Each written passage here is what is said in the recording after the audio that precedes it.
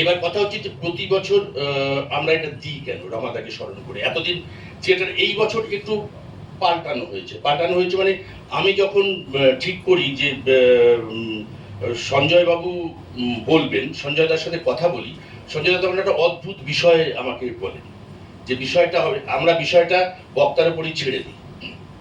বিভিন্ন জন এই সময় বক্তৃতা, প্রাপ্ত বসু দিয়েছে, দেবেশ দিয়েছে, অনেকেই দিয়েছে, কৌশিক চট্টোপাধ্যায় দিয়েছে, মেঘনান্দা দিয়েছে।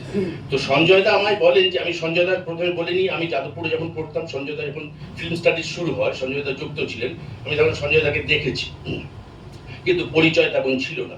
তো সঞ্জয় দাকে যে বলি বিষয়টা কি, সঞ্জয় দা বলে সিনেমা এবং থিয়েটার, উনি চলচ্চিত্র এবং থিয়েটার বলছিলেন, সিনেমা এবং থিয়েটার এক অমধুর দাম্পত্য। আমার কাছে খুব ইন্টারেস্টিং লাগে বিষয়টা।